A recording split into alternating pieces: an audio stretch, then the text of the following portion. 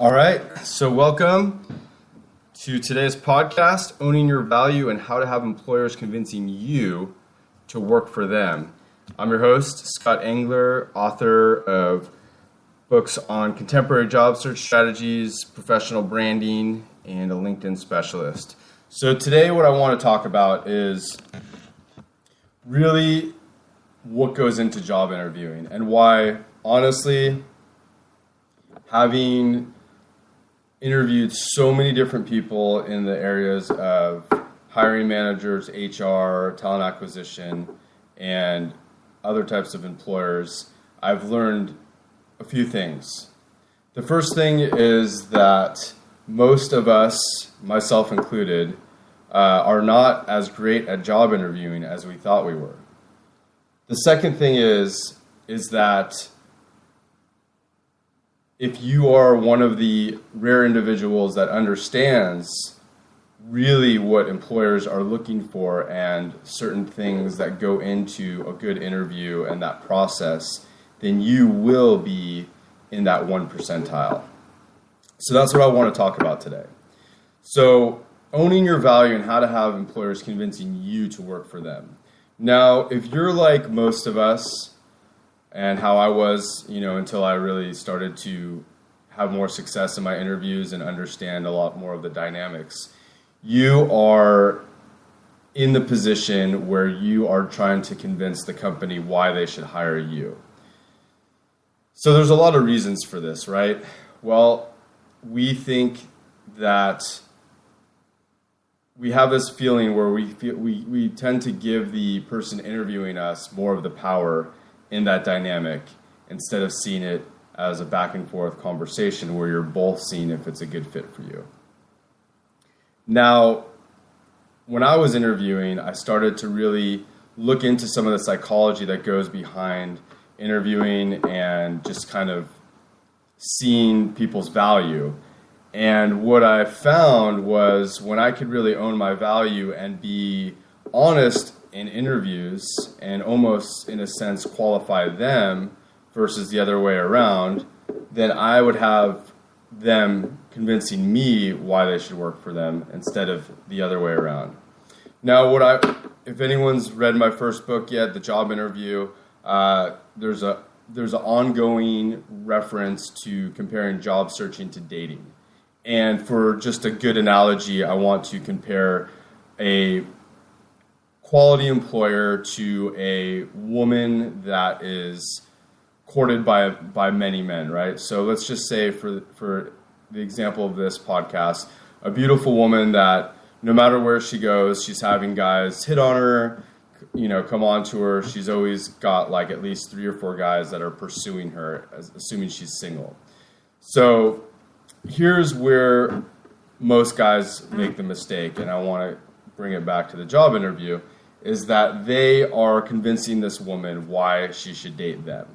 Now, if you're a woman and listening to this, you may or may not agree with me, but I've found it to be true in both interviewing and dating.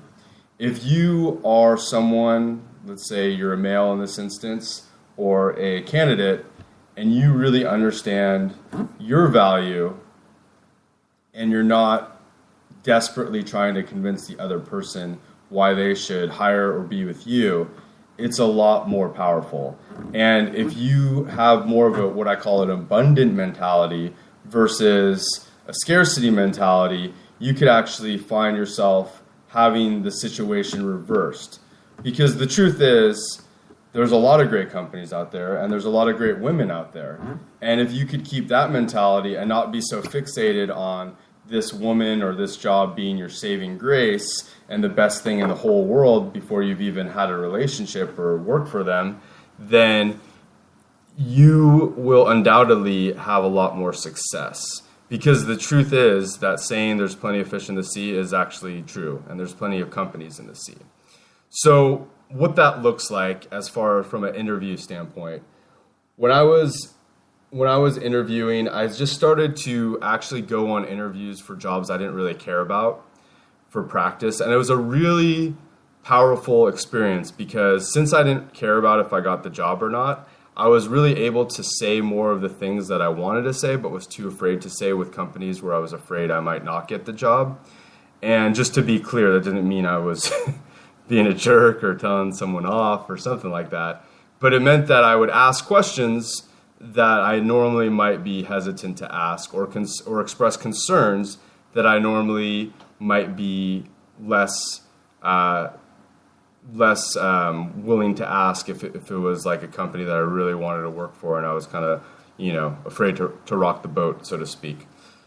So what I found was when I started to go into job interviews and I had a combination of expressing what I could do for the company, why I felt like I was uniquely a good fit for the organization, and then, when applicable, of course, qualifying them, like asking them specific questions. Now, this is very contextual, but for example, like if I was going for an interview, and I talk about this in my book, for like a sales position for a BMW dealership, right? Let's say I'm going for one in California in a certain part of Los Angeles, and I'm asking them questions like, what were your sales at this BMW location compared with Mercedes sales? Or what were your sales at this location compared to other BMW locations in the city? And really asking those questions that are direct to see if this would be a good place for you to work.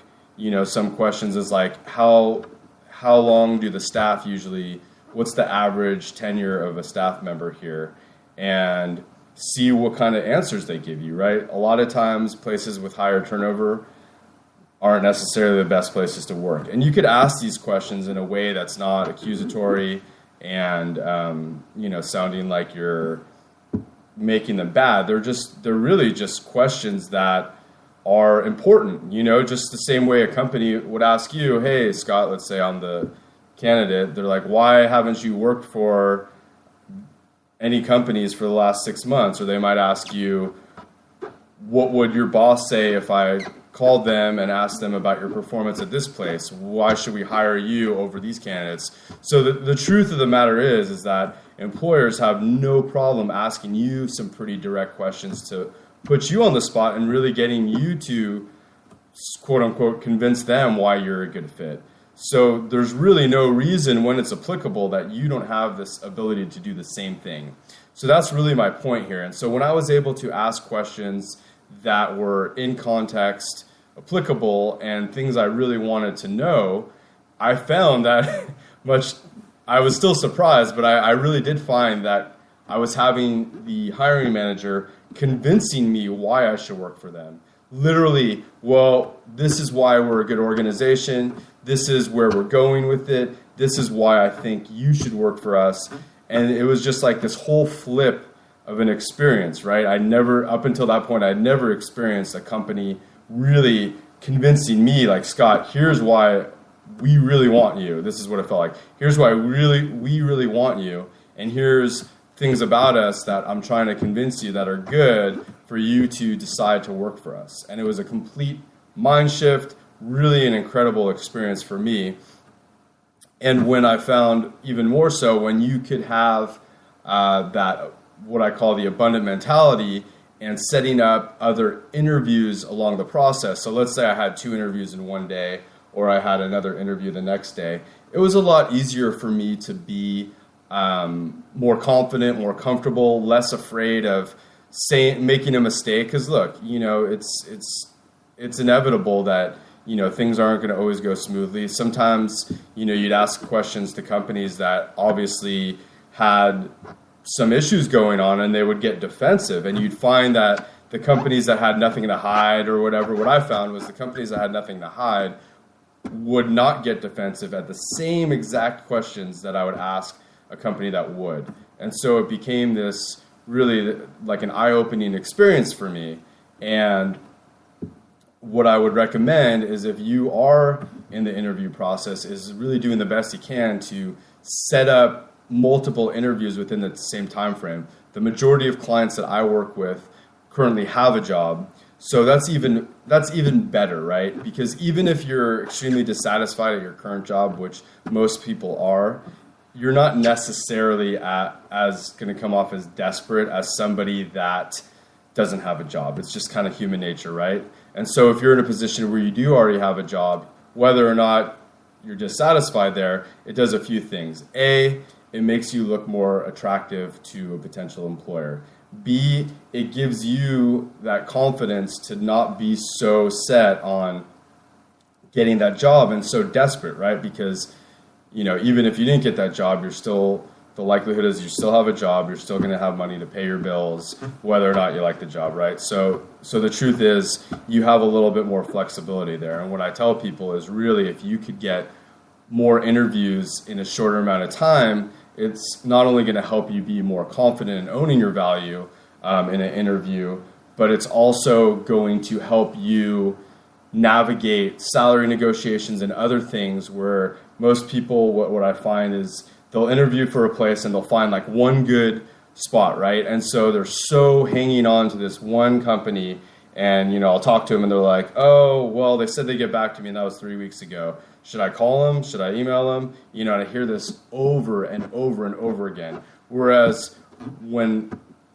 I have a client or the people I'm working with or the people I speak to that have the abundant mentality is even if they found a good fit, when they're in that waiting process, they're looking at other opportunities.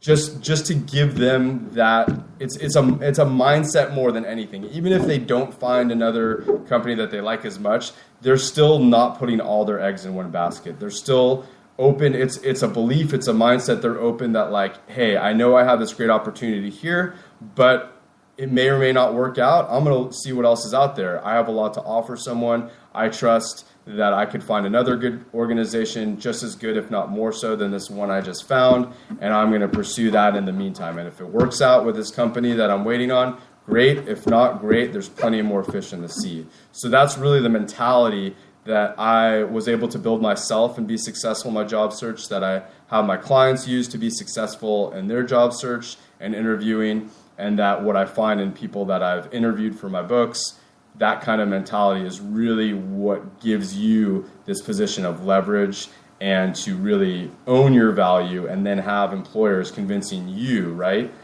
Not them wanting to, I just messed up.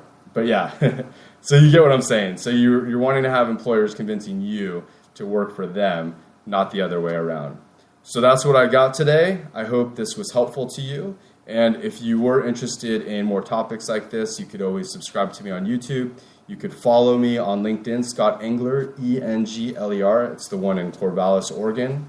Or, if you're interested in speaking more about the services I provide to people, you could go on my website, thejobinterview.com. You're able to schedule a 60-minute call with me where we'll kind of go over what kind of services I offer and how I could help you in this area.